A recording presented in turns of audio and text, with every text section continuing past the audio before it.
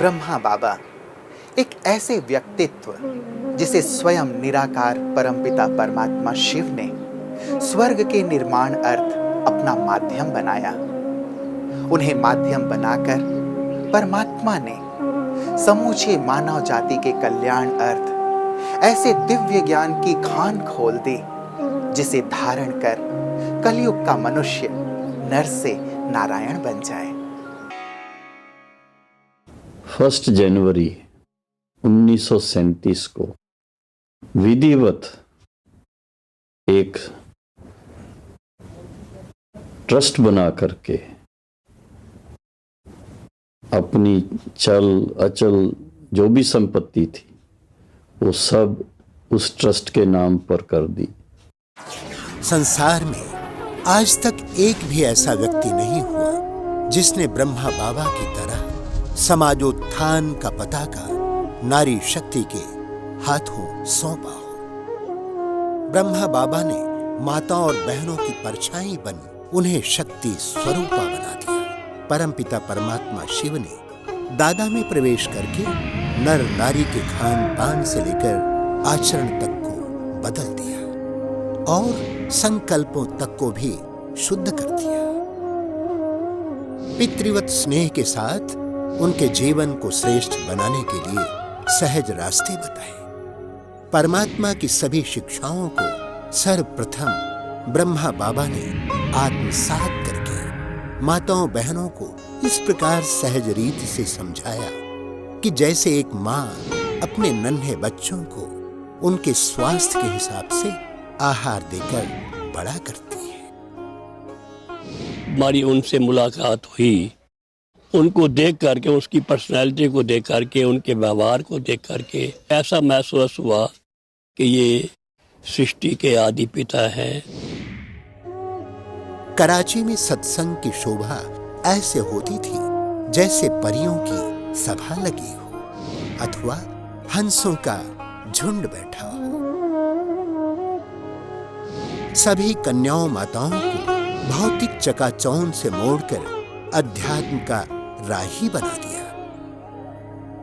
फिर क्या था, पवित्र गीता ज्ञान को सुनकर अपने आप ही पवित्रता के रास्ते पर वह चल पड़ी और उन्होंने मन ही मन प्रण कर लिया कि अब प्रभु को मन में बसाकर हम योगियों जैसा जीवन ही व्यतीत करेंगे।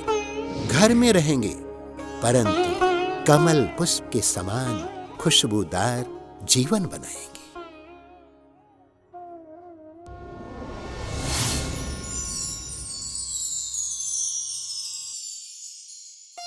परमात्मा शिव के निर्देशानुसार ज्ञान का कलश कन्याओं माताओं के सिर पर रखने से उनमें एक अलौकिक शक्ति आने लगी। जो कल तक अबला थी, बोलने से हिचकिचाती थीं, आज वो बिल्कुल ज्ञान की गर्जना करने लगी। 12-14 वर्ष की कन्याएं भी विषय विकारों को जीतने के विषय में बहुत सुंदर भाषण करने लगे, लेकिन आध्यात्मिक पढ़ाई में सामाजिक परीक्षाएं पहाड़ बनकर खड़े होने लगे। लोक लांछ, निंदा, भय, ये तमाम प्रकार की चुनौतियां सामने आने लगीं। जो माताएं ज्ञानामृत पीने के लिए आती थीं, उन्हें पारिवारिक स्तर पर काफी यातनाएं मिलने लगी। जो पर्दे नशीन थी, घर के बाहर भी नहीं निकल सकती थी, और वो शेरनियां बन के जब अपने घर में उन्होंने ये बात बताई कि हम विकारों का सेवन नहीं करेंगे, विष नहीं पिएंगे, क्योंकि हम ज्ञान अमृत पीते हैं। तो इस बात से घर वाले जो है वो काफ़ी बिगड़ गए थे और उन माताओं कन्याओं के ऊपर बहुत अत्याचार करने लग पड़े थे। घर में बंद कर देते थे, उनको जंजीरों से बांध देते थे, परंतु फिर भी वो इतना उनको ईश्वरीय लगन लग गई थी जो कैसे भी करके भाग भाग के इस ईश्वरीय विश्वविद्यालय की तरफ आकर्षित होकर के आती थी।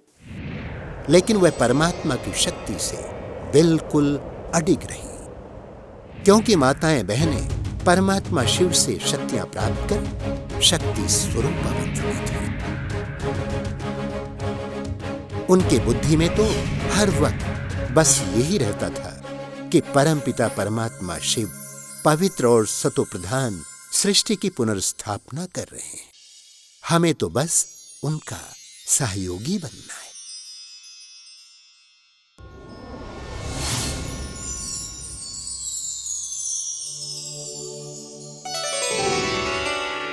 प्रजापिता ब्रह्मा बाबा ने जैसे ही माताओं और बहनों को आध्यात्म पथ का राही बनाया और ज्ञान योग में उन्हें निपुण किया, तो नारियों ने अबला से सबला का रूप धारण कर लिया।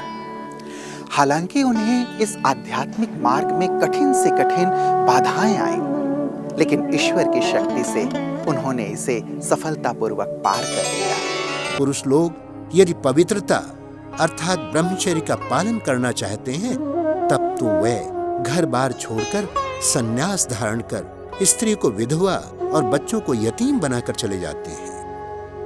परंतु कन्याएं माताएं यदि घरों में रहते हुए सेवा करते हुए ब्रह्मचर्य का पालन करना चाहें, तो उन देवियों शक्तियों पर ऐसा जुल्म व सितम करते हैं जो किसी भी जुर्म की सजा मुल्जिम तक को भी नहीं दी जाती।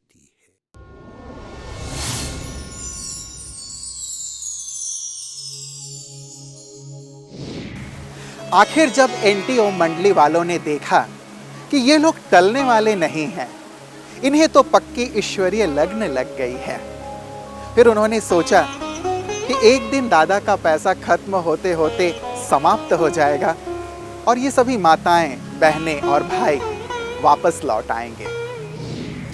लेकिन शायद उन्हें ये नहीं पता था कि ओम मंडली की स्थापना स्वयं निराकार परमपिता परमात्मा शिव ने की थी, किसी मनुष्य ने नहीं। अंत में उन्होंने सभी समाचार पत्रों में ये समाचार छपवा दिया कि कोई भी इस संस्था को धन दान ना दे, ताकि इनका धन समाप्त हो जाए और ये संस्था भी समाप्त हो जाए। लेकिन ओम मंडली का आधार तो त्याग, तपस्या और ईश्वरीय निष्ठा थी। इसे कोई मनुष्य कैसे समाप्त कर सकता था? 14 वर्ष की गहन तपस्या के बाद परमात्मा के निर्देशानुसार भारत पाकिस्तान के विभाजन के पश्चात ये संस्था सन 1950 में राजस्थान के माउंट आबू आई। भारत पाकिस्तान के बंटवारे के बाद 5 मई 1950 को संस्था के संस्थापक प्रजापिता ब्रह्मा बाबा भारत के माउंट आबू आए और ये वही ब्रिज कोठी है जहां पर सबसे पहले उन्होंने आके कदम रखा। आबू रोड रेलवे स्टेशन से उतरने के बाद उनका पूरा का पूरा दल और पूरा का पूरा ओम मंडली के जितने सदस्य थे वो इसी ब्रिज कोठी में आके रहे। करीब 4 सालों तक वो लोग यहाँ पर तपस्या करते रहे और पूरे माउंट आबू से लेकर भारत के पूरे कोने कोने में और देश और दुनिया के तमाम जगहों पर ज्ञान का बीज फुटित हुआ। दादी दादा के साथ यहाँ रह चुकी थी उस समय में, जिस समय दादा ने यहाँ पे कुछ साल गुजारे थे, तो वो आज अभी उन्होंने जब शरीर छोड़ा उससे पहले एक बार यहाँ देखना ही, वो बहुत काफ़ी एक्साइटेड थी ये सब देख के। तब मैंने उनसे पूछा था तो उन्होंने कहा था कि हम दादा के साथ यहाँ रहा करते थे 1950s में।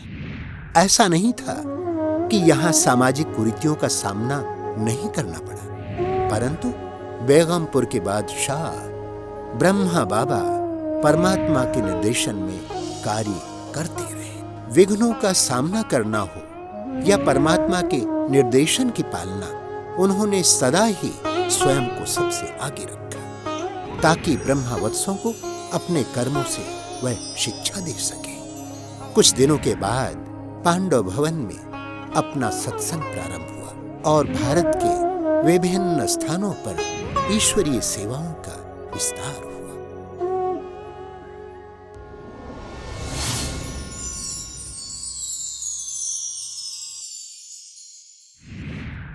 ब्रह्मा बाबा की उम्र बढ़ती जा रही थी, वैसे वैसे बाबा पर ईश्वरीय नशा परवान चढ़ रहा था।